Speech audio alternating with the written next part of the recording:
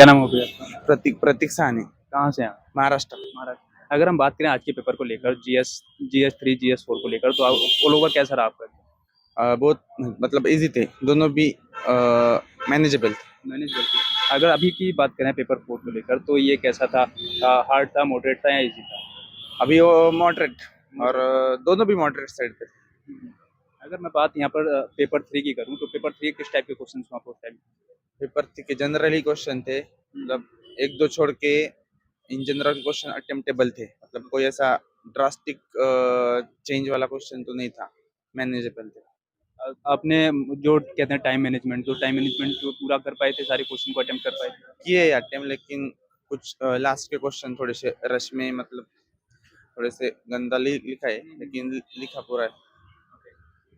अगर पेपर 4 की बात करें तो पेपर 4 का कैसा रहा आपका एक्सपीरियंस पूरा? पेपर 4 का भी लेंदी था, लेकिन क्वेश्चन थे मतलब इजी थे, लेकिन लेंदी था।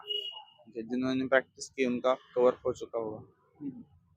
अभी हम जो वीडियो बना रहे हैं काफ़ी सारे एस्पिरेंट जो हैं वो जानना चाहते हैं कि ये प्रीलिम्स क्रैक करके यहाँ तक आए हैं। तो प्रीलिम्स की आपकी क्या स्ट्रेटजी रही, सीक्रेट स्ट्रेटजी क्या रही? प्रीलिम मैंने इससे पहले भी बार 2 बार किया है, थर्ड टाइम था। मतलब प्री का थोड़ा सा 2 3 महीना थोड़ा सा डेडिकेटेड देना पड़ता है, टेस्ट वगैरह, टेस्ट मैक्सिमम से मैक्सिमम टेस्ट और पीवाईक्यू करता हूँ मैं 3 महीने में ज़्यादा से। ओके। अगर हम मॉक टेस्ट देखें और साथ ही साथ पीवाईक्यू देखें तो दोनों कितने इंपॉर्टेंट हैं? अगर पीवाईक्यू यूज़ करे जाते हैं फिर मॉक टेस्ट? पहले पीवाईक्यू करना चाहिए, उसके बाद जब पीवाईक्यू पे थोड़ा सा होल्ड आ जाता है तो मॉक टेस्ट और पीवाईक्यू साइड बाय साइड ही करना चाहिए, ऐसा मेरा मानना है। जो अगर हम सी सेट की बात करें तो सी सेट के लिए आपकी कोई स्ट्रेटजी, स्पेशल स्ट्रेटजी की ये मैंने यहाँ से स्पेशल यहाँ से पढ़ा था? सी सेट मेरा 2 साल पहले 1 मार्क से रह गया था, लेकिन अभी 2 साल से निकला है। थोड़ा सा डिफिकल्ट आता है पेपर, इस साल नहीं था, 23 का था, लेकिन यही वही पीवाईक्यू पे होल्ड होगा ना तो मैनेज हो जाता। पीवाईक्यू से आएगा तो गलत नहीं होना चाहिए, बाकी का रैंडम कुछ भी पूछते वो गया तो गया, लेकिन पीवाईक्यू से आया तो इतनी प्रैक्टिस होनी चाहिए कि पीवाईक्यू गलत नहीं होना चाहिए। पीवाईक्यू एक आधारशिला तय कर देता है कि इस टाइप के क्वेश्चन यहाँ से पूछे जा रहे हैं। अगर साथ ही बात करें आपकी मेंस की स्ट्रेटजी को लेकर तो आपकी मेंस की स्ट्रेटजी किस तरीके की रहेगी? मेंस की स्ट्रेटेजी मतलब मेरा मेंस पे इतना अभी भी नहीं लगता है मुझे इतना अच्छा प्रिपेयर हूँ, और ज़रूरत है थोड़ी सी। पेपर कंप्लीट किया है मैंने, लेकिन थोड़ा सा क्वालिटी कॉम्प्रोमाइज़ हो चुकी है। अब देखते हैं क्या होगा, फिर से करने वाला हूँ। आपका ऑप्शनल क्या रहा? ज्योग्राफी। आपने सबसे बढ़िया ये है कि आपने कोचिंग ली या फिर ऑनलाइन या सेल्फ स्टडी आपको? कोचिंग मैंने 500 प्लस लिया था, वो हिमांशु सर है ना उनका। 500। हाँ, पिछले मेंस में। अब पिछले के जो आप पिछले लास्ट टाइम जो मैच दिया था तो उसके मुकाबले ये कैसा रहा आपका ये?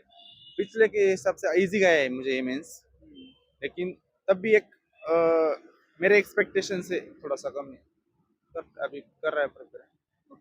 तो अगर मैं बात करूँ आपकी जो मेंस मेंस की स्ट्रेटजी को लेकर तो अगर अगर आप मोटा-मोटी बताएँ तो क्या आपकी स्ट्रेटजी रहेगी? मेंस की स्ट्रेटेजी 3 महीने मंथ में सिर्फ टेस्ट देना है, पहले ही कंटेंट प्रिपेयर करना है, बस यही फॉलो करो। अच्छा, एक डाउट रहता है एस्पिरेंट का कि आंसर राइटिंग कब से स्टार्ट कर देनी चाहिए और आपने कब से स्टार्ट? आंसर राइटिंग 1 महीने की स्टडी के बाद करनी चाहिए, पहले तो कुछ पता नहीं चलता, लेकिन जब एक सब्जेक्ट थोड़ा सा पढ़ लिया जाए तो थोड़े से पीवाईक्यू वगैरह सिर्फ ब्रेनस्टॉर्म करना स्टार्टिंग में, नहीं भी लिखो लेकिन जो भी याद आता है वो लिखना, और आंसर नहीं भी लिखा लेकिन थोड़ा सा पेन पेपर पे चलना चाहिए स्टार्टिंग में, और वो लास्ट के 3 महीने में फुल टेस्ट देना चाहिए। जो एस्पिरेंट आपको देख रहे हैं उनके लिए क्या मैसेज देना चाहेंगे? मैसेज यही है कि मेंस के लिए प्रिपेयर करो, प्री निकाल के कुछ नहीं ज़्यादा होता, मेंस पहले ही प्रिपेयर होना चाहिए, और बाद में प्रीलिम का 3 महीने लास्ट वो फुल फोकस प्री करो। ओके भैया, thank you so much and all the best. हाँ भैया, क्या नाम है आपका? अच्छा, तो कैसा हो गया आपका पेपर?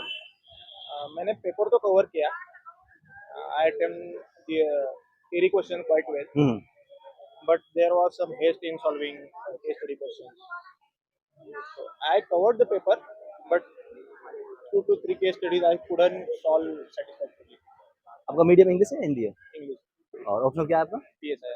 अच्छा, तो मैं आपसे जानना चाहूँगा कि जो इस बार का जो पेपर था GS4 का, पिछली बार के कंपैरिजन कैसा लगा आपको? टफ, ईज़ी या मॉडरेट, कैसा, कितना वो स्कोर करेंगे इसको इस Tough तरह था, से? tough था. अच्छा टफ था, कितना ज्यादा, क्या पेपर सवाल थोड़े बहुत छूट गए थे या हो गया था पूरा पेपर टाइम पे? पेपर तो टाइम पे हो गया था, लेकिन मेरा थोड़ा कंटेंट में कॉम्प्रोमाइज हुआ।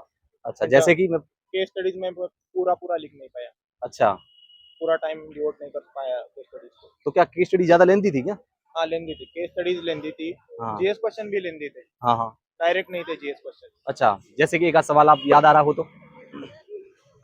There was question like woman as a civil servant, अच्छा what challenges they face in actual service, and what are the solutions. So this was the main question, but the statement they had given, the interpretation of the thesis statement was required. If you write directly this question that issues faced by women civil servants and the solution, it won't cater to the demand of the question, but the interpretation of thesis question matters a lot. कितनी case study थी? वही जो same रहती 6? अच्छा तो case studies को solve करने का क्या अप्रोच थी आपकी? जो बच्चे तैयारी करने की सोच रहे हैं, इथिक्स को जो एक लाइक हवा समझते हैं कि इसके लिए कोई हमारे पास में सोर्स नहीं है, कुछ नहीं है, कैसे किया जाए, क्या अप्रोच होनी चाहिए? Specifically to case studies, hmm. don't try to follow any rigid approach okay. for case studies. जो क्वेश्चन आ रहा है उसकी